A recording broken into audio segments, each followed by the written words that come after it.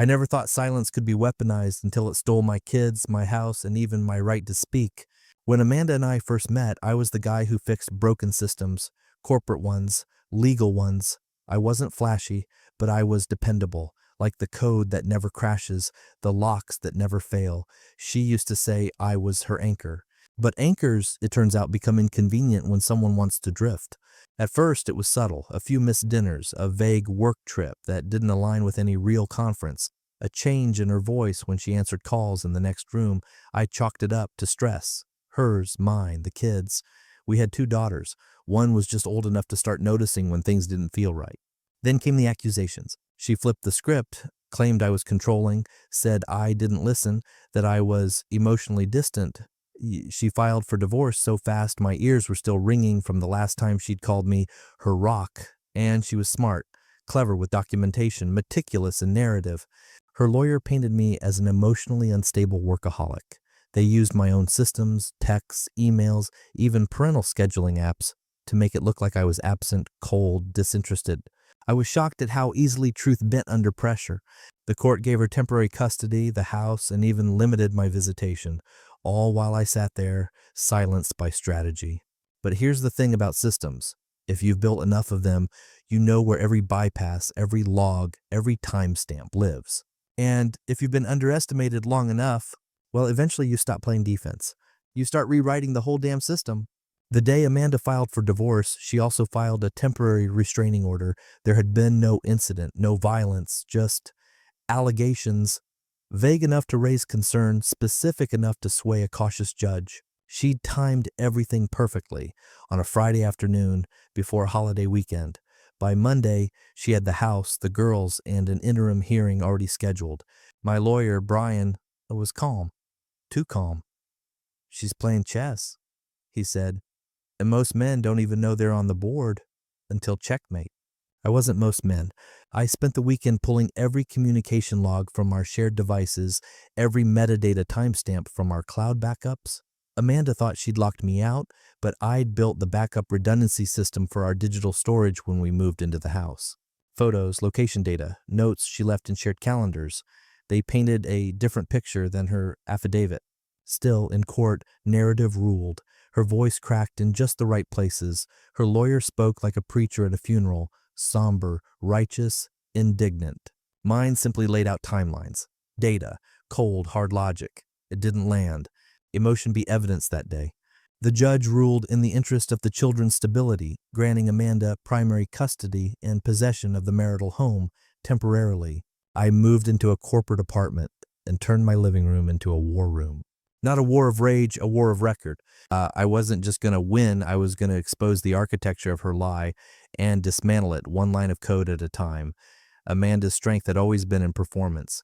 She could cry on cue, twist timelines with confidence, and wear victimhood like a designer coat.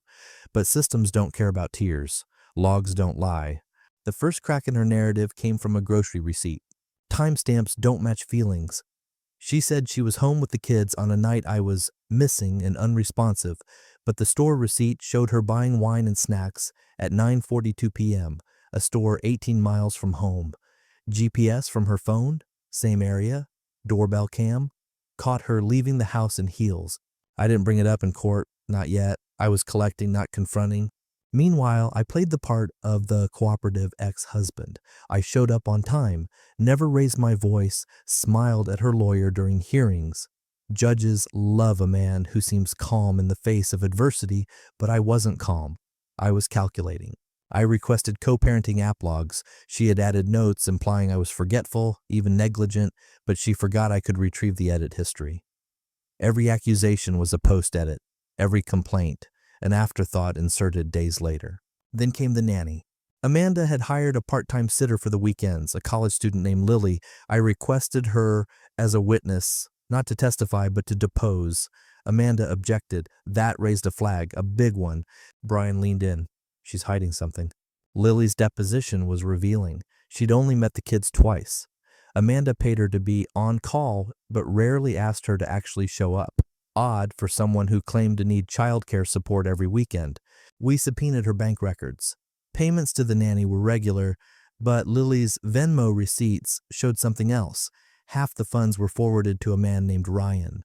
Amanda's weekend help was a ghost nanny. Ryan, it turns out, wasn't just a friend. He was a contractor, and he'd been staying overnight at the house, my house, with my daughters asleep down the hall.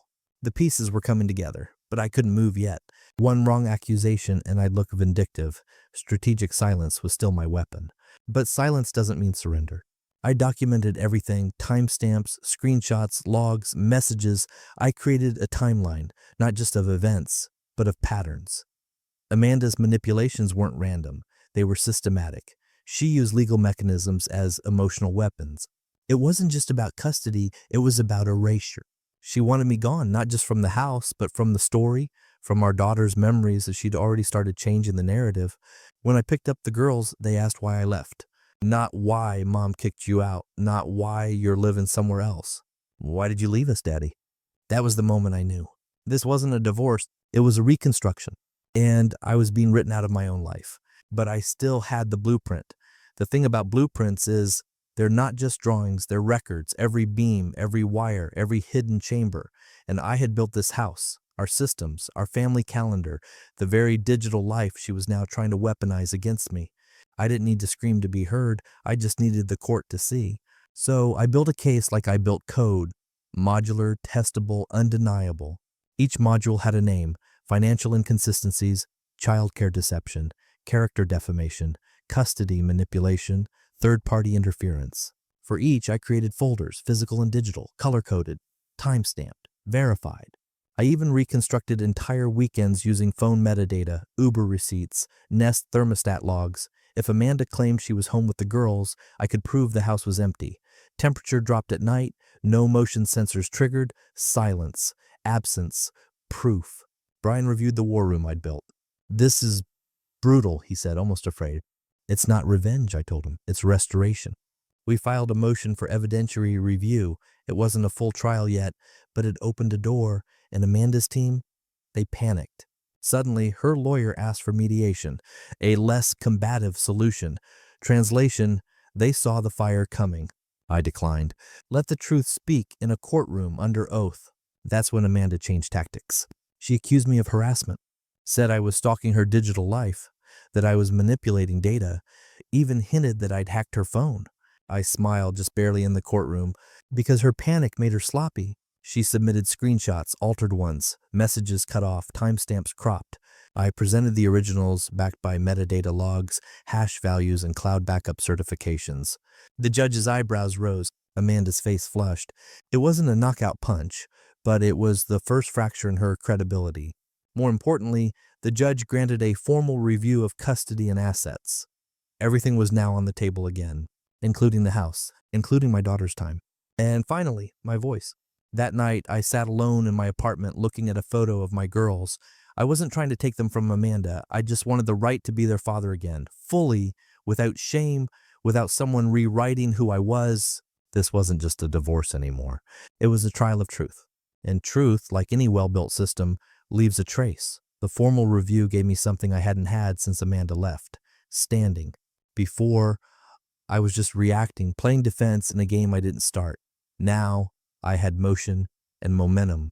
Amanda's team tried to delay the proceedings. They asked for continuances, claimed scheduling conflicts, but the judge had seen the metadata evidence. He smelled manipulation, and judges don't like being played. The new hearing was set for 3 weeks out. 3 weeks to prepare, 3 weeks to tighten the screws. Brian and I outlined our offensive strategy, not just to refute Amanda's claims, but to show a pattern, a systemic abuse of legal tools for personal gain. We started with the co-parenting app. Brian called in a digital forensic specialist who confirmed what I'd already shown him. Amanda had retroactively edited nearly 60% of her entries. She painted a picture of neglect that didn't exist. The forensic report listed every edit with exact timestamps, user ID, and even device type. Then we brought in Lily, the nanny. She testified under subpoena. Lily admitted Amanda paid her to be on call, but rarely asked her to show up. She confirmed she forwarded money to Ryan, and yes, she knew he was staying overnight. Amanda's lawyer objected to the relevance. The judge overruled. Then we introduced Exhibit F doorbell footage, audio captured from the hallway Alexa device, and smart thermostat data, all showing extended absences during Amanda's claimed custody weekends. Amanda sat stiff, jaw clenched. This wasn't emotional mudslinging. It was digital forensics. Then came the moment I didn't expect. Brian asked if I wanted to testify. I hesitated. I knew my system. I knew the truth. But stepping up meant letting them question me, pick apart my intentions, paint me as obsessive, controlling, vengeful. I looked at the judge, at Amanda, and I said yes, because I wasn't hiding anymore. Not behind silence, not behind systems. I took the stand and told the story, calmly, precisely. I walked the court through the structure of everything I'd built, the marriage, the family, the records, the code, the collapse. I didn't cry. But I saw one of the jurors wipe her eyes. The judge leaned forward slightly as I finished. Amanda refused to look at me. For the first time, she didn't have a counter-narrative ready.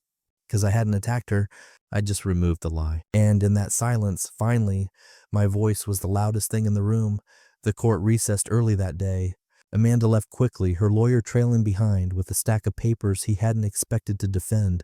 Brian and I stayed back, letting the dust settle. We didn't high-five, we didn't celebrate.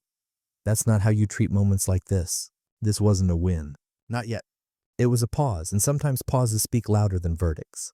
Outside the courthouse, I sat in my car, the engine off. I scrolled through my phone, not emails, not evidence, just photos. My daughter's faces grinning in Halloween costumes, asleep on my chest, splashing in a summer lake. I'd spent so long building a case, I almost forgot why I started. Not for revenge. Not for the house. For them. I wanted them to know the version of me Amanda tried to erase wasn't a lie, that I didn't walk out, that I fought, quietly, legally, but fiercely. That night, Brian called.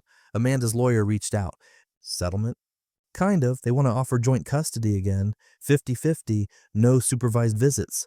You'd get the house back after 6 months. I exhaled. Why now? They're scared. They see the narrative shifting. It was tempting. Closure, finally. My girl's back in my life fully, the house, my name. But something felt unclean. Amanda wasn't apologizing. She was surrendering to pressure, not admitting fault.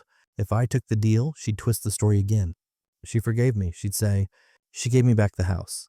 She let me see the kids. No, I wanted truth on record. So I told Brian we go to verdict. It shocked him. You sure? Yes, if I settle now, the system remains broken, and I built it. I can't let it be corrupted. He paused. Then let's finish this. The final hearing was scheduled. Witnesses would be recalled. A decision would be made, not just on custody or property, but on credibility. And I was ready. Because this wasn't just about who owned what. It was about who told the truth. And in the end, the system doesn't reward who screams the loudest. It rewards the one who never stopped documenting. The courtroom was fuller than usual that day. Maybe it was the anticipation, or maybe word had gotten around. Something about a husband who built a digital fortress of facts. Reporters weren't allowed, but whispers travel fast in legal circles. Amanda walked in wearing white.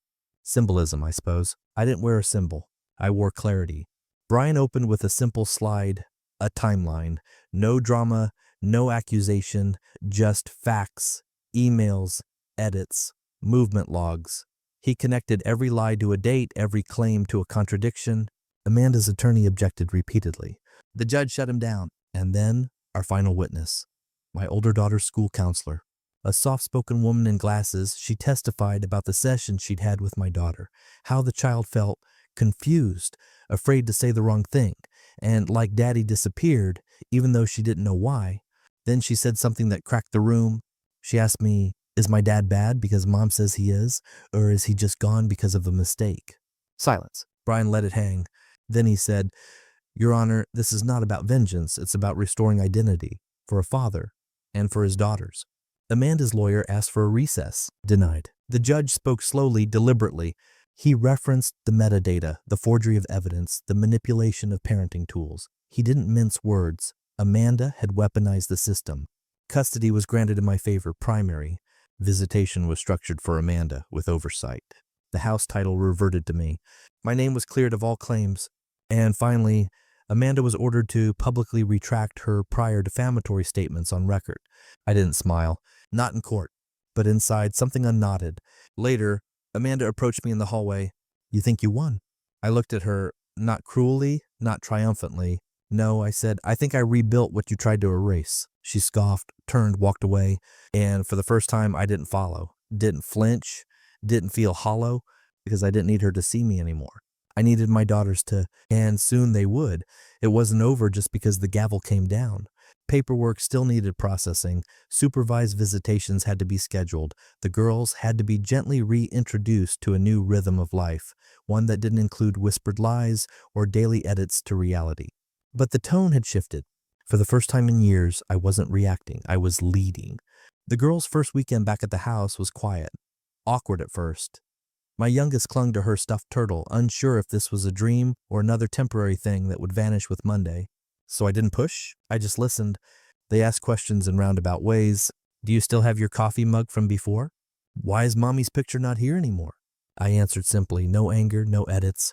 By Sunday night, they were curled up next to me, watching a movie we used to watch when things were whole. Not to reclaim the past, but to remember that love had a shape and it was still recognizable. Amanda, of course, tried to spin the story. I heard from a mutual friend that she told people I had blackmailed the court, that I used AI tricks and tech sorcery to fool the system. It didn't matter, because the judge's ruling was public record now. And I didn't win by tricking anyone.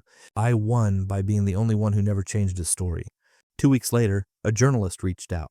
They'd heard rumblings about a family court case involving digital surveillance and forged evidence. They wanted to write a story, not about the scandal, but about the tech, about how systems built for convenience could also become shields against injustice. I agreed, anonymously. The article went live a month later. The man who outsourced his memory and saved his daughters. It wasn't a revenge story. It was a blueprint. And when I read it, I didn't feel exposed. I felt seen. Not as a victim, not even as a father, but as a builder. Someone who, when everything was taken, didn't crumble. He documented. A few weeks after the article, I received a message from someone unexpected, Amanda's former colleague, Julia. She testified briefly during discovery, but her statements were vague, neutral. Now, though, she seemed eager to talk. I thought you should know, the message began. Amanda was using the company credit card for personal travel. She wasn't just lying to you. I asked if she was willing to come forward. She was. So I forwarded the message to Amanda's employer. I wasn't looking to destroy her, just to stop the story from mutating again. 2 days later, Amanda was suspended pending an internal investigation. It wasn't vengeance. It was symmetry. Meanwhile, life at home settled into something almost resembling peace. My daughters began drawing again, real pictures, not the cryptic stick figures they used to hand me like puzzles I was meant to decode. My oldest drew a house with a sun over it. Is that our house? I asked. She nodded. And the sun? I added. She paused. It's you. That night, I sat on the porch with a glass of water, listening to the stillness. No frantic emails, no legal strategies. Just the hum of cicadas and the soft clink of wind chimes. Brian called me out of the blue. I still can't believe she forged therapy notes, he said. Neither can I replied, but I'm glad I didn't confront her in anger. The system works better than revenge. He chuckled. You really did build the system. I thought about that for a moment. Maybe I did. Not the legal system, of course, but a framework, a discipline, a quiet resistance made of facts and patience and restraint. Amanda tried to erase me from a narrative. I didn't scream. I documented. And now, when my daughters look back, they won't see a ghost. They'll see a man who stayed still long enough for the truth to catch up. Weeks passed, then months. The legal dust had settled. Amanda had completed her court-mandated retraction, a carefully worded statement on social media, emotionless, sanitized, but publicly admitting she had falsified claims against me. It didn't go viral. That wasn't the point. The girls now spent weekdays with me, weekends with her. At first, Amanda tried to make those weekends theatrical, over-the-top activities, lavish gifts, sugar highs, but kids are smarter than we think. They don't remember bounce houses. They remember who sat next to them when they had a nightmare. One Friday evening, my youngest refused to go. I don't want mommy to get mad if I cry. That was enough for the court to revise the arrangement. Again, in my favor. Amanda's mask was slipping, not just in public, but with her own children, and the more she tried to control the narrative, the more it unraveled. I wasn't vindictive, but I was precise. Every drop-off, every pickup, every conversation, I logged it. Not because I wanted to catch her again, but because I never wanted to be caught off guard. One night, after the girls had fallen asleep, I reopened the archive. Not to dwell. But to reflect, there were files dated years back, screenshots, voice memos, little anomalies I dismissed at the time, like a parking receipt time-stamped during a therapy session, or a calendar invite that overlapped suspiciously with a work trip. It was all there. Breadcrumbs she never thought I'd follow, but I hadn't followed them in anger. I'd followed them with care. Amanda had once told me I was obsessed with detail. She meant it as an insult. But that obsession? It saved everything that mattered. And now, with nothing left to defend, I finally understood something deeper. My silence wasn't weakness. It was strategy. It was a Tuesday afternoon when the final ripple hit. I had just picked up the girls from school, their backpacks thumping against the back seat, when I got the call. Amanda had been let go from her firm. The investigation, spurred by Julia's testimony and the digital breadcrumbs I'd shared with her employer, had revealed more than just a few misused expense reports. It uncovered a pattern: personal trips billed as conferences, fake invoices, and one damning email in which she openly mocked compliance protocols. They offered her a quiet exit. She refused, so they made it loud. I didn't gloat. In fact, I felt something unexpected: relief. Not because she was punished, but because the performance was over. There was nothing left for her to spin. And maybe, just maybe, now the healing could begin. Not for her and me, that ship had sailed long ago, but for the girls, for the reality we'd both shattered and tried to rebuild in our own image. That night, my oldest asked me, "Are you happy now?" The question caught me, not because it was hard, but because it was honest. I looked at her, the soft freckles on her nose, the worry still lingering in her eyes, and I said, "I'm getting there." And I meant it. Later, as I tucked them in, I realized something else. Amanda had always assumed power came from control, of image, of narrative, of people. But real power? It comes from clarity, from showing up again and again, even when the world misreads you. Especially then. She tried to take my house, my kids, my voice. But she forgot one thing. I built the system she tried to weaponize. And when you build something right, even when it's used against you, it holds. Not because it's perfect, but because it's true. Months later, I found myself in a different kind of courtroom. Not one with a judge or bailiff, but a classroom at my daughter's school. She was being honored for a writing project titled "The Person Who Never Lied to Me." She hadn't told me about it. I sat in the back as she walked to the front, nervously holding her paper. Her voice wavered at first, then grew steady. He never shouted. He never disappeared. He just stayed. Even when people said things about him that weren't true, he didn't yell back. He just waited, and the truth came home. I felt my throat tighten, not from pride, but from release. For all the sleepless nights, the strategizing, the restraint, it came down to this: one little girl feeling safe enough to speak. After the applause, she ran to me, grinning, unaware that I was holding back tears with every muscle in my face. "Did I do okay?" she asked. "You did perfect," I whispered. On the drive home, I realized how different the silence was now. Back then, it was heavy with fear, with confusion, with suspicion. Now it was peaceful. Amanda hadn't reached out in weeks. Her visits were consistent, though quieter. Maybe she was finally accepting the new shape of our lives, or maybe she was still plotting. But it didn't matter anymore, because I wasn't looking over my shoulder. I was looking ahead. At dinner, my youngest asked, "Will we ever go back to the old house?" I smiled gently. "We don't need to. We're building a new one that doesn't have secrets in the walls." They both nodded like they understood. Maybe they did, or maybe they just trusted me enough to follow. Either way, the foundation had been laid. I started writing again. Not in a public way, no blog posts or tell-all books, just quiet entries, notes to myself, pieces of a story I once thought had ended in tragedy. But maybe it hadn't ended. Maybe it had just begun again, with different terms. One evening, I received a small envelope in the mail.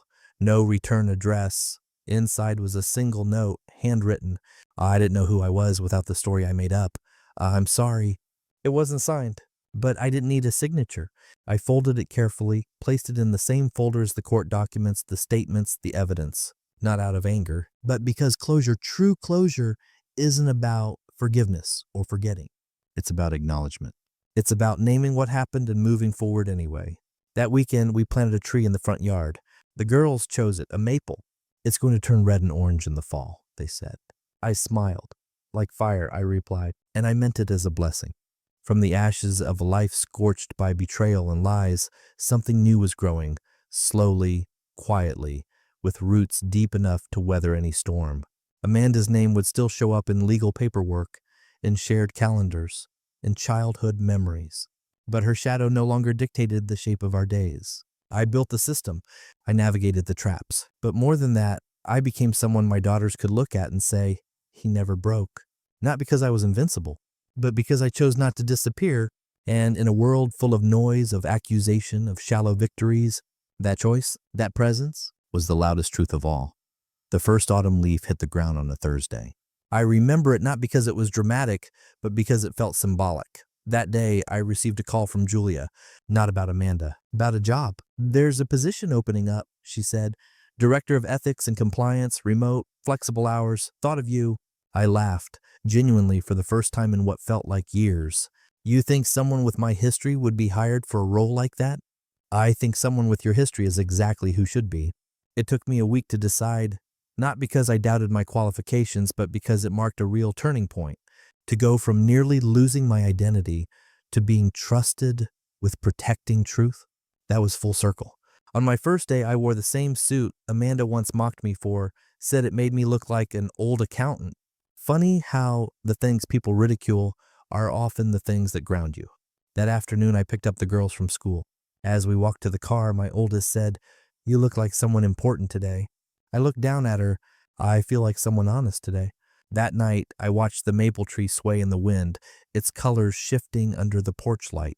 It didn't grow fast. It didn't grow perfectly, but it grew anyway. So did we. Not in the image others crafted, not in the echo of false stories, but in the quiet, steady rebuilding that only truth allows. Amanda may have taken what was mine on paper, but she forgot something fundamental. Systems can be rebuilt. Voices can be restored. And men who are broken can rise again, not to strike back, but to stand taller, because integrity doesn't scream, it simply endures. 1 year to the day after the divorce was finalized, I stood in front of a mirror, not to check my tie, but to look into my own eyes. There was no anger there anymore, no tightness in the jaw, no ghosts in the pupils, just a man who had walked through fire and learned how to breathe in smoke. That morning I received another envelope. This one wasn't anonymous. It was from Amanda, a letter. No manipulation, no legal demands, just a single-page note. I watched you during mediation, during the hearings, during the fallout. I thought you'd collapse. I waited for it. I don't know why. Maybe because I did. But you didn't. You carried it, and all of it. And I realize now, everything I tried to control, you just let go of. I'm sorry, not because it changes anything, but because it's the only thing left I can give. I didn't reply, not out of spite, but because the past doesn't always deserve a response. Sometimes silence is the only honest punctuation to a chapter that needed closing. That evening, the girls and I sat on the porch, wrapped in blankets, watching the wind play with the now scarlet leaves. "Do you think people can really change?" my youngest asked. I paused and then answered carefully, "I think people can choose. Whether they do is up to them." She nodded like that made sense. Maybe it did. I no longer lived in a house Amanda designed, or in a marriage she choreographed, or in a story where I was the footnote. I lived in a life rebuilt, rooted in quiet strength. And as the last leaf drifted to the ground, I whispered something I hadn't said aloud in years. I'm free. The next morning, I made pancakes, burned the first batch like always. The girls laughed, the dog begged, the radio played something cheerful in the background. It wasn't extraordinary, but it was ours. I looked at the clock, 8:13 a.m. 1 year ago, at this exact time, I was standing outside a courtroom, papers in hand, future uncertain. Now I stood in a kitchen filled with light, noise, and warmth, not because I won something, but because I refused to lose myself. Amanda hadn't vanished. She was still part of the picture, co-parenting schedules, birthdays, inevitable moments where paths crossed, but her power, that was gone. She didn't get the last word, because there wasn't one. There was only the next word, the next choice, the next step, and all of them were mine. That afternoon, I found myself sketching plans, not legal strategies, not contingencies, a treehouse. The girls had asked about it months ago. I'd said, "We'll see." Now it felt right. We bought the wood that weekend. They helped me measure, hammer, paint. It wasn't perfect, slightly crooked, one step squeaked, and the paint job looked like a rainbow threw up. But it stood, just like we did. I climbed up alone one evening, just to test it, but also to sit in the quiet. From that high, I could see the tops of other houses, other lives, other stories. And I thought, maybe we don't need to erase what broke us. Maybe we just need to outgrow it. With every nail, with every truth spoken, with every leaf fallen, and every season endured. We build again, not in defiance, but in peace. If you've made it this far, thank you. Not just for listening to my story, but for witnessing something deeper, how truth, even when buried under lies, always finds a way to surface. I didn't get revenge. I didn't win a courtroom drama or deliver some dramatic takedown, but I rebuilt. And in a world obsessed with rage and retribution, maybe that's the bravest thing someone can do. So if you're standing in the ashes of something that once mattered, remember this. You don't need to burn everything to rise. You just need to begin again, quietly, intentionally, honestly. If this story resonated with you, share your thoughts in the comments. Maybe your voice is the one someone else is waiting to hear. And if you're rebuilding like I was, keep going. The foundation is stronger than you think.